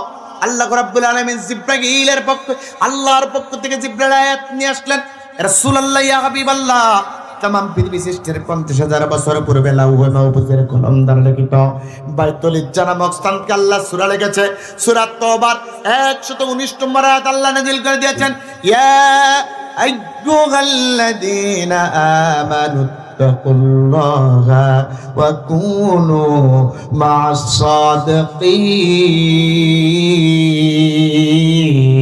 সাদিকিন। আল্লাহ বলছেন, ওহে তোমরা ঈমান আনয়ন করো, আল্লাহকে ভয় করো, আল্লাহকে ভয় করো, ওয়া কুনু মা'আস সাদিকিন, আর তোমরা সত্যবাদীদেরকে বন্ধু বানাও। আল্লাহ কিন্তু এখানে বলে নাই ওয়াকুনু মা'আস সাদাকাত, ওয়াকুনু মা'আল লম্পট, ওয়াকুনু মা'আল জানিবিন, ওয়াকুনু মা'আজ জানিন। আল্লাহ বিভিন্ন শব্দ ব্যবহার করে নাই, বরং বলেছে ওয়াকুনু মা'আস সাদিকিন। আল্লাহ বলছে তারা ঈমানের বলে বলিয়ান দাবি করবে আর প্রকৃত ভয় বলবে আল্লাহকে ভয় করি। আর আল্লাহর ভয় যদি কলিজায় থাকে, ওই ব্যক্তি বন্ধু নির্বাচন করতে গিয়ে কোনদিন মিথ্যাবাদীদেরকে বন্ধু বানাবে না, ওই ব্যক্তি সত্যবাদীদেরকে বন্ধু বানাবে। কেননা ওই ব্যক্তির কলিজায় মরণের ভয় আছে। আর যদি মরতেই হয় ইমানদার মুসলমান হয়ে মরা লাগবে, ঠিক কিনা? সুতরাং আজকের ময়দান থেকে আপনারা যদি মনে করেন মরতেই হবে, আল্লাহর কাছে ফিরতেই হবে, তওবা করতে হবে, তাহলে অবশ্যই ইমানদার মুসলমান হয়ে মরা লাগবে, ঠিক কিনা? তাদের সঙ্গে আল্লাহ বলছে ইয়া আইয়ুহাল্লাযীনা আমানুত্তাকুল্লাহা হাক্কা তুকাতিহি ওয়া লা তামুতুন্না ইল্লা ওয়া আনতুম মুসলিমুন। আল্লাহ ভাই, ওই তোমরা যারা ঈমান আনয়ন করছো, তোমাদেরকে বলছি ইত্তাকুল্লাহ, ভয় করা লাগবে। কাকে? জোরে বলুন কাকে? আল্লাহকে যদি ভয় করা লাগে, আল্লাহ বলছেন কেমন ভয় জানো? হাক্কা তুকাতিহি, ভয় করার মতো। আর যদি ওই ভয় করার মতো ভয় করবা, আর একটা সত্য ওয়ালা তামুতুন্না, মৃত্যুবরণ করবা না, ইল্লা ওয়া আনতুম মুসলিমুন, প্রকৃত মুসলমান না হয়ে। তার মানে বোঝা গেল নামে মুসলমান রাখা যায়, কিন্তু আল্লাহর বিধান না মানলে মুসলমান হওয়া যায় না। এইবার বলুন তো, এই কোরআনের অর্ধেক মানবো না পূর্ণাঙ্গ মানবো? কথা বলেন। কোরআনের সব মানা লাগবে না, অর্ধেক মানলেই হবে। কোরআনের যদি সব মানা লাগে, পূর্ণাঙ্গ মানা লাগে, তাহলেই তো মুসলমান কথাকার। আর যদি একটা অক্ষর ছেড়ে দেয়, ও মুসলমান না বেঈমান। তাহলে এবার বলুন তো, কোরআনের ভিতরে ব্যক্তিনীতির কথা আছে না নাই? সমাজনীতি, অর্থনীতি, শিক্ষানীতি, রাষ্ট্রনীতি, এমন জবান দিয়ে বলুন তো কোরআনের ভিতরে রাজনীতির কথা আছে না না? তাহলে বিগত 16 বছর সকল নীতির কথা বলতে দিয়েছে, কিন্তু কোরআন থেকে যখন রাজনীতির কথা বলা হয়েছে, তখনই কোনটা চেপে ধরা হয়েছে, আমাদেরকে বন্দি করা হয়েছে, জেলখানায় নিয়ে রিমান্ডে নিয়ে নির্যাতন করেছে যারা আল্লাহর কোরআনের ভাষায় তওবা না করলে চূড়ান্ত কাফের হয়েছে তারা, ঠিক কিনা? সম্মানিত ভাইয়েরা, আল্লাহ রাব্বুল আলামিন ডাকতে বলছে গোলাম শোনো, মুসলমান হওয়া লাগবে। মুসলমান হবে যারা আল্লাহকে ভয় করবে তারা। তাহলে আল্লাহকে যা ভয় করবে যারা, ওই ব্যক্তির ভিতরে কি সুদের দেনা পাওনা থাকবে, জিনার কথা থাকবে, ঘুষের টাকা থাকবে, এমনকি আপনাদের কক্সবাজারে ইয়াবা আছে, লাল ট্যাবলেট, সাদা ট্যাবলেট, কালো ট্যাবলেট, এই ট্যাবলেটের ব্যবসা কি থাকবে? সুতরাং যারা ট্যাবলেটের ব্যবসা করে, মদের আড্ডা করে, নিজে জড়িত করে, এরা এখনো প্রকৃত ইমানদার আর প্রকৃত মুসলমান হতে পারে নাই। কথা কার? এই জন্য আল্লাহ ডাকতে বললে গোলাম শোনো, আল্লাহকে ভয় করো, আল্লাহকে ভয় করো, তোমার রবকে ভয় করো। কেননা আল্লাহ জানে রবের ভয় যদি কলিজার ভিতরে থাকে, ওই কলিজার ভিতরে কোনো রবের ভয়ের দরকার হবে না, ঠিক কিনা? কেননা রব ভাইদেরকে কটাক্ষ করতেছি না, মনে রাখুন যে কলিজার ভিতরে রবের ভয়, ওই কলিজার ভিতরে রবের ভয়ের দরকার। জোরে বলুন। কেননা আপনার কলিজার ভিতরে যদি রবের ভয় থাকে, 7 সমুদ্র 13 নদী পাড়ি দিয়ে যদি আপনাকে সুন্দরী নারী জিনার জন্য আহ্বান করে, আপনি বলবেন না না না, আমি জিনা করতে পারি না, মুসলমানের জন্য জিনা হারাম। কেন আল্লাহ বলছে ওয়াল্লাযীনা লা ইয়াদউনা মা'আল্লাহি ইলাহান আখার ওয়া লা ইয়াকতুলুনান নাফসাল্লাতী হারামাল্লাহু ইল্লা বিল হক ওয়ালা ইয়াসিনুন। আল্লাহ বলছেন 3টা জায়গায় যারা সম্পর্ক রাখবে, 1 নাম্বার আল্লাহর সাথে শিরক করবে যারা, 2 নাম্বার গোপন হত্যা চালাবে যারা, 3 নাম্বার ওয়ালা ইয়াসনুন, জিনা করবে যারা। আল্লাহর জাহান্নামের ভিতরে যাবে তারা। সুতরাং যে ব্যক্তি ইমানদার মুসলমান দাবি করবে, সাত সমুদ্র 13 নদী পাড়ি দিয়ে দুনিয়ার কেউ যদি না থাকে, ওই জায়গায় যদি একটা সুন্দরী পরমা রূপসী লাস্যার লাবণ্যময়ী নারীও থাকে, ওই ব্যক্তি কখনো জিনা করতে পারে না। কারণ ওই ব্যক্তির কলিজায় আছে রবের ভয় নাই, বরং রবের ভয়। ঠিক কিনা? কেউ নাই পৃথিবী সৃষ্টি কার? وَلَئِن سَأَلْتَهُم مَّنْ خَلَقَ السَّمَاوَاتِ وَالْأَرْضَ لَيَقُولُنَّ اللَّهُ। আবার আল্লাহ বলছেন, আমি আপনি মানুষদেরকে বলে तमाम পৃথিবীর সৃষ্টি সম্পর্কে যদি আপনার কাছে জানতে চায়, तमाम পৃথিবী সৃষ্টি করেছে কে? আপনি বলে দেন সকল সৃষ্টি হলো আল্লাহর। সুতরাং আলা লাহুল খালকু ওয়াল আম তাবারাকাল্লাহু রাব্বুল আলামিন। সৃষ্টি যার, तमाम পৃথিবীতে কেবলমাত্র শুধুমাত্র আইন চলবে তার। ওই সৃষ্টিকর্তা বলছে জিনা হলো হারাম, জিনা হলো হারাম, জিনার সাথে সম্পর্ক রাখবে না। জিনা করবে যারা চিরতরে আল্লাহর জাহান্নামে যাবে তারা কথাকার। সুতরাং যে ব্যক্তির কলিজার ভিতরে রবের ভয়, ওই ব্যক্তি 7 সমুদ্র 13 নদী পাড়ি দিয়ে জিনা করতে পারে। জোরে বলেন পারে। কিন্তু রবের ভয় বাদ দিয়ে যদি কলিজার ভিতরে রবের ভয় থাকে, তাহলে রব আছে যতক্ষণ অপরাধ করবে না ততক্ষণ। ঠিক কিনা? আমাদের বাংলাদেশে ছিল, এখন নাই, সুচির সময় গেছে। আমাদের বাংলাদেশের তো প্রধানমন্ত্রী তো আমাদের। ঠিক কিনা? কেননা বগুড়ার সন্তান যেহেতু, ওখানে তারেক জিয়া ছিলেন, স্লোগান তুলতেন। তারেক জিয়ার যখন ক্ষমতায় ছিল, তারেক জিয়া যেখানে আমরা আছি সেখানে। কিন্তু তারেক জিয়া জেলখানায় এক সেন্সার মিছিল নাই। দুনিয়ার জায়গায় জেলখানায় গেলে র‍্যাব আসছে, জেলখানায় বন্দি করেছে। ওখানে আর দুনিয়ার রব দাবিদার ব্যক্তিদের আর পাওয়ার। জোরে বলেন। তার মানে দুনিয়ার ভিতরে র‍্যাব আছে যতক্ষণ আপনি অপরাধ করবেন না ততক্ষণ, র‍্যাব যাবে যখন অপরাধ করবেন তখন।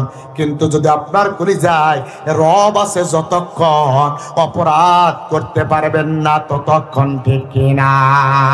কেননা যেখানে যাবেন দেখতেছেন কে? সেই জন্য আল্লাহ বলছেন, যার কলিজার ভিতরে ইত্তাকুল্লাহ, আল্লাহকে ভয় করে গোলাম। আল্লাহর ভয় যদি কলিজার ভিতরে থাকে, কোনদিন তার দ্বারা জিনা হবে না, ব্যভিচার হবে না, অন্যায় হবে না, জুলুম হবে না, নির্যাতন হবে না, নিপীড়ন হবে না, সুদের সাথে সম্পর্ক থাকবে না, মদের সাথে সম্পর্ক থাকবে না, এমনকি আল্লাহ বিরোধী কোনো কর্মকাণ্ড তার দ্বারা হবে না। ঠিক কিনা? কেননা এই জন্য আমরা রবের সাথে থাকতে চাই না, বরং আমরা রবের সাথে থাকতে চাই। রবের সাথে থাকলে র‍্যাব লাগবে না, গোটা জাতি এমনিতেই ভালো হয়ে যাবে। ঠিক কিনা? আজকে আমাদেরকে র‍্যাবের ভয় দেখে, গোটা জাতির ভয় দেখে গোটা জাতিকে বন্ধ করে রেখেছিল। ফেরাউনের হামরানের উত্তরসূরি হয়ে, নমরুদের উত্তরসূরি হয়ে, হামান আর কারুনের উত্তরসূরি হয়ে জগদ্দল পাথরের মতো জাতির মাথার উপরে বসে আল্লাহর কোরআনের মাহফিলে 144 জারি করে, রাষ্ট্রীয়তাবাদী শিক্ষা ব্যবস্থা চালু করে, রাস্তার মোড়ে মোড়ে বাবার মূর্তি নির্মাণ করে গোটা দেশটাকে একটা ফেরাউনি দেশে পরিণত করেছিল যারা, সেখান থেকে ধাক্কা দিয়ে আল্লাহ পাক এক ধাক্কা দিয়েছে, পিছনের দরজা দিয়ে পলায়ন করেছে। কারণ এদের কলিজায় রবের ভয় ছিল, রবের ভয় ছিল না। ঠিক কিনা?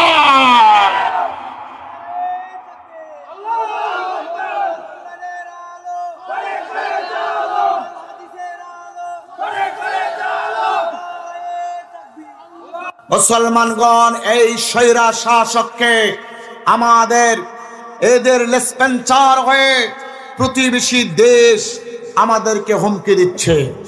ঠিক কিনা? মর্দে মুজাহিদের মতো অহংকার দেওয়া লাগবে। ঠিক কিনা? ওরা আমাদেরকে বলতেছে ওদের জনশক্তি বেশি, ওদের নাকি ওরা পাওয়ারফুল রাষ্ট্র এশিয়ার। আমরা ভারতকে বলতে চাই, তোমাদের জনশক্তি বেশি হতে পারে, তোমাদের ভূখণ্ড বড় হতে পারে, তোমাদের সামরিক শক্তির বহর বড় হতে পারে, আধুনিক অস্ত্র শস্ত্র সজ্জিত সেনাবাহিনী থাকতে পারে, সুপারসনিক বোমা থাকতে পারে, পারমাণবিক বোমা থাকতে পারে, সুকর 29 আর 35 এফজেড বিমান বোমারু বিমান গুলো থাকতে পারে। কিন্তু তোমাদের কলিজার ভিতরে একটা জিনিস নাই, তার নাম কি? জোরে বলুন কি নয়? তোমাদের ঈমান নয়। কিন্তু আমরা মুসলমান সংখ্যায় কম হতে পারি বাংলাদেশে, আমাদের ভূখণ্ড ছোট হতে পারে, সামরিক শক্তির বহর ছোট হতে পারে, আধুনিক অস্ত্র শস্ত্র সজ্জিত সেনাবাহিনী থাকতে পারে, সুপারসনিক বোমা থাকতে পারে, পারমাণবিক বোমা থাকতে পারে, সুকর 35 এফজেড বিমান না থাকতে পারে, কিন্তু আমাদের কলিজায় আছে ঈমান, ঠিক কিনা? আমরা ঈমানের বলে বলিয়ান হয়ে, দেশপ্রেমিক বিমানের বলে বলিয়ান হয়ে, আল্লাহর উপরে ভরসা করে, দেশপ্রেমিক সেনাবাহিনীর সাথে কাঁধে কাঁধ মিলিয়ে টেকটক থেকে তেতুলিয়া, রূপসা থেকে পাতুরিয়া, সুন্দরবন থেকে বান্দরবন পর্যন্ত 18 কোটি জনশক্তিকে একত্রিত করে বিশ্ববিদ্যালয় আর মাদ্রাসাগুলোকে ম্যানি ক্যান্টনমেন্ট ঘোষণা করে ভারতের বিরুদ্ধে আমরা যুদ্ধ ঘোষণা করব। সামনে একাত থাকবো, গোটা ভারত দখল করে দিল্লির মসজিদে কালেমার পতাকা উত্তোলন করব। দুনিয়ার কোন শক্তি নয় মুসলমানদের বিজয়কে রুখতে পারে, ঠিক কিনা?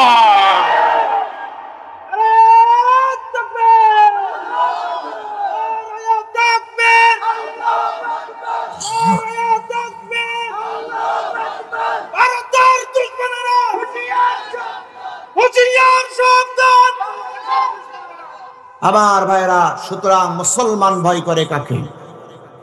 কথা বলে না ভাই, একটু জোরে বলেন না কাকে? আল্লাহকে।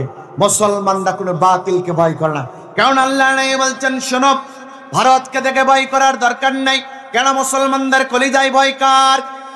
আবার আল্লাহ পাক বন্ধুর মাধ্যমে যায় নবী বলছেন, গাজওয়াতুল হিন্দি ফাইন আদরাকতুহা উনফিকি নাফসি ওয়া মালি ফাইন উক্তাল কুনতু আফজাল ফাইন উক্তালু কুনতু মিন আফজালিশ শুহাদা ফাইন আরজিকি ফাআনা আবা হুরায়রাল মুহাররাত।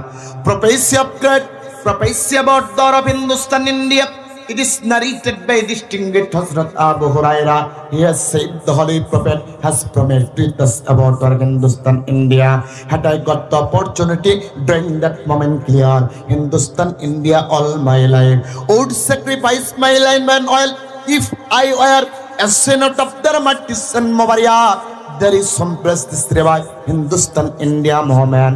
The declare it will victory apart them in that case would have. There is no incline of the separate from my all ill. Such any time to Hazrat Abu Huraira. Abu Huraira বর্ণনায় নাসাই শরীফের 2য় খণ্ড 63 পৃষ্ঠা 12 line পরের হাদিস। হযরত আবু হুরায়রার বর্ণনায় আল্লাহর নবী বলছেন, এই হিন্দুস্তানের সাথে একটা যুদ্ধ হবে, আর এই যুদ্ধের সময় যদি আমি বেঁচে থাকতাম, আমার জান মাল আল্লাহর রাস্তায় খরচ করে দিতাম, আর যুদ্ধে যদি শাহাদাত বরণ করতাম, আল্লাহ পাক আমাকে উত্তম শহীদের মর্যাদা দিত। তার মানে নবী যে দেশের সাথে যুদ্ধ করার পরিকল্পনা করে, বেঁচে থাকতে আল্লাহর নবী ওয়াদাবদ্ধ হয়, নবীর উম্মতেরা ওই দেশকে ভয় করতে পারে না। ওরা জানে ওরা বাঁচলে গাজী, মরলে সে, ওদেরকে কেউ ঠেকাতে পারবে না, ঠিক কিনা? ঠিক কিনা? আর ওদের লেসপেন্সার হয়ে গোটা বাংলাদেশে অশান্তি করেছিল আমার দেশের তথাকথিত সুশীল কোন ব্যক্তি, আর তারাই আমার ভাইদের বুকের উপরে গুলি চালিয়ে দুনিয়া থেকে বিদায় করে দিয়েছে, ঠিক কিনা? সুতরাং আর কোন অপরাধ দেখতে চায় না। বাংলার জমিনটাকে মাজলুম মুক্ত জমিন দেখতে চায়, জুলুম মুক্ত জমিন দেখতে চায়, কোরআনের জমিন দেখতে চায়, ঠিক কিনা? যে ব্যক্তি অধিকারের কথা বলবে, নিজেদের দুর্দশা দুঃখের কথা রাষ্ট্রপ্রধানের কাছে বলবে, ওই ব্যক্তি গুলিও খাবে না, খানা শহীদ মুক্তের মতো, আবু সাইদের মতো আর গুলি করা কোনো পুলিশকেও দেখতে চায় না, ঠিক কিনা? চাই কি চাই না? চাই কি চাই না? আমার টাকায় কিনা গুলি আমার বুকে মারে পুলিশ, আমার টাকায় কিনা গুলি আমার বুকে মারে।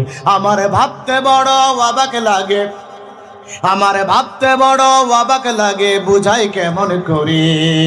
আমার টাকায় কিনা গুলি আমার বুকে মারে পুলিশ, আমার টাকায় কিনা গুলি আমার বুকে মারে। সকলে, আমার টাকায় কিনা গুলি আমার বুকে মারে পুলিশ, আমার টাকায় কিনা গুলি, জোরে জোরে জোরে, আমার টাকায় কিনা গুলি কে মারে পুলিশ, আমার টাকায় কিনা গুলি কি অপরাধ ছিল আবু সাঈদের?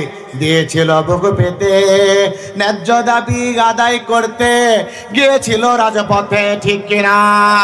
কি অপরাধ ছিল আবু সাঈদের? দিয়েছিল বুক পেতে, ন্যায্য দাবি আদায় করতে গিয়েছিল রাজপথে। আমি শহীদ মাগে করুন কান্না,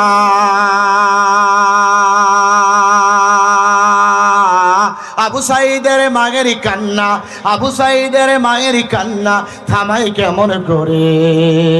আমার টাকায় কেনা গলে আমার বুকে মারে পুলি, আমার টাকায় কেনা গলে আমার বুকে মারে, ঠিক কিনা? এই জন্য মুসলমান ভাইরা ইমানের বলে বলিয়ান হব, আর অধিকার হারাতে দিব না। এই জন্য ইমানদারদের জন্য হক্কানি একজন আলিমের প্রয়োজন, নেতৃত্বের কাতারে দাঁড়িয়ে বাতিলের বিরুদ্ধে মোকাবেলা করে একটা ইসলামী রাষ্ট্র কায়েম করবে, ইসলামী রাষ্ট্র উপহার দিবে, ঠিক কিনা? সেই ব্যক্তিদেরকে আল্লাহ ডাকতে বলছেন, গোলাম শোনো, ইমানদার মধ্যে মুজাহিদ, প্রকৃত ইমানদার হওয়া লাগবে, আর সত্যবাদীদের সাথে বন্ধুত্ব করা লাগবে। কেন? সত্যবাদীদের সাথে বন্ধুত্ব না করলে বিপদ আছে না। এই সত্যবাদীদের সাথে বন্ধুত্ব করতে গেলে, প্রকৃত মুসলমান হতে গেলে 10টা বৈশিষ্ট্য লাগে। কয়টা? জোরসে বলুন, কয়টা? 1 নাম্বার মুসলমানের বৈশিষ্ট্য হবে সত্যবাদিতা। মিথ্যাবাদী কোনদিন মুসলমান হয় না, মিথ্যাবাদীর পরিচয় হলো মুনাফিক, ঠিক কিনা? আল্লাহ বলে, ইয়া আইয়ুহাল্লাযীনা আমানু তাকুল্লাহা ওয়া কুনু মা'আস সাদিকিন। ওই যারা ঈমান আনয়ন করেছো, ওই ঈমানদারদেরকে বলছি, ওই ঈমানদার মুসলমানদের 1 নম্বর বৈশিষ্ট্য হলো ওদের পরিচয় করো ওরা সত্যবাদী কথাকার। কেননা সত্যই কেবল মুক্তি দিতে পারে। নবী বলছে, আয়াতুল মুনাফিকি সালাসুন, ইযা হাদাসা কাযাবা ওয়া ইযা ওয়া'দা আখলাফা ওয়া ইযা উতমিনা খানা। মুনাফিকের চিহ্ন হলো 3টা। 1 নাম্বার কথা বললে মিথ্যা বলবে, 2 নাম্বার ওয়াদা করলে খিলাফ করবে, আর 3 নাম্বার আমানত রাখলে খিয়ানত করবে। সুতরাং কোন ব্যক্তি যদি মিথ্যাবাদী হয়, ও কোনদিন প্রকৃত মুসলমান হতে পারে না। আর এই মিথ্যাবাদীরা জাহান্নামী কথাকার। তাহলে মুসলমান কি মিথ্যাবাদী হতে পারে? এই জোরে বলা লাগবে। প্রমাণটা কোথায়? আল্লাহর নবী বলছেন, আলিম ওলামার যারা আছেন ডকুমেন্টের বাইরে কোনো কথা নাই। আল্লাহর নবী বলছেন, ইন্নাস সিদকা ইয়াহদি ইলাল বির ওয়া ইন্নাল বিররা ইয়াহদি ইলাল জান্নাহ। আল্লাহ নবী বলছে, সত্য মানুষদেরকে পুণ্যের পথ দেখায়, পুণ্য মানুষদেরকে জান্নাতে নিয়ে যায়। ওয়া ইন্নাল কাযিবা ইয়াহদি ইলাল ফুজুর ওয়া ইন্নাল ফুজুরা ইয়াহদি ইলান নার। মিথ্যা মানুষদেরকে মন্দের দিকে ধাবিত করে, মন্দের পথ দেখায়, মন্দ মানুষদেরকে জাহান্নামের ভিতরে নিয়ে যায়।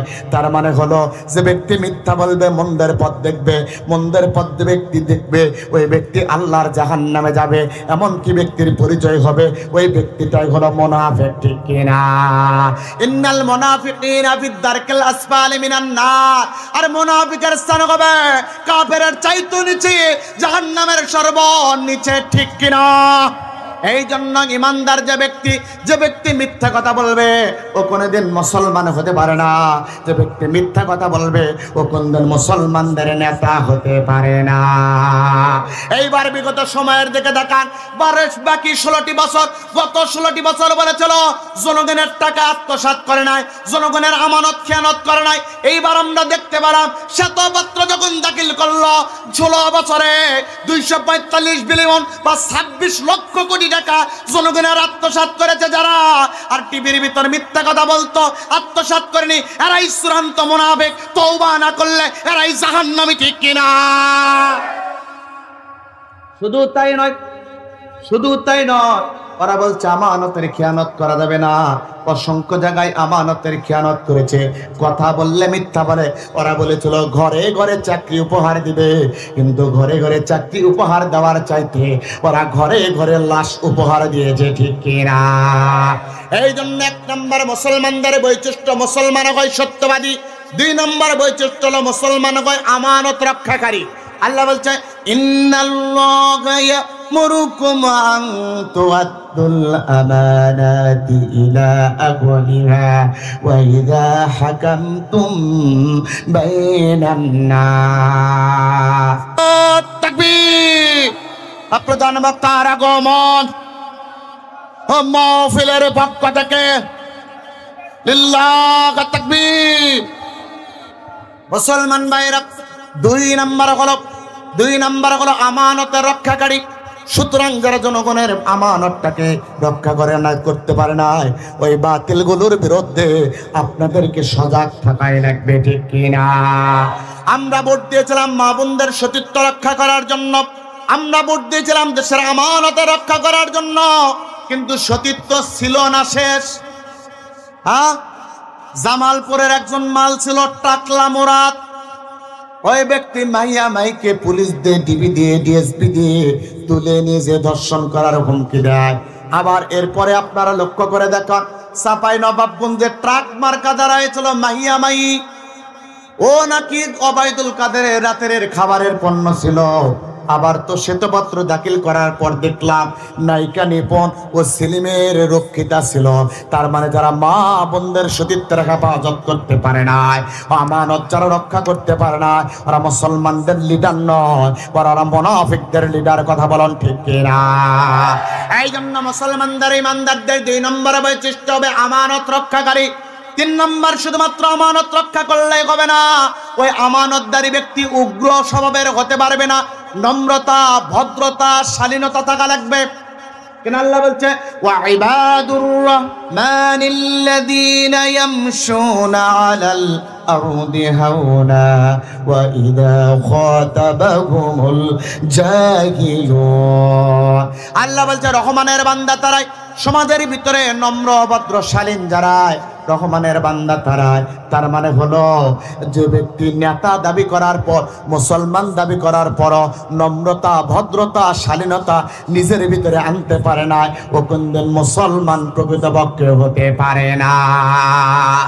এরকম কোন কয়টা?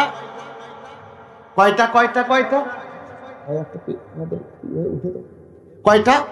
10টা। আমি আর বলবো না। আমার ভাই এসেছে উত্তরবঙ্গ থেকে, 2 ভাই আমরা এসেছি, অনেক ক্লান্তি, অনেক জার্নি। আমার ভাইকে রেখো, আমি আর কথা বলবো না। আমার ভাইরা, যে 10টা হয়তো সামনে সময় বলা যাবে কোনো সময়, কিন্তু যে 3টা বললাম, ওই 3টা গুণ দেখে সামনে আমরা অগ্রসর হবো। পারবো তো? 1 নম্বর একটু বলুন তো কি থাকবে? 1 নম্বর সত্যবাদিতা থাকবে। 2 নম্বর আমানত রক্ষাকারী হবে। 3 নম্বর নম্র ভদ্র হবে।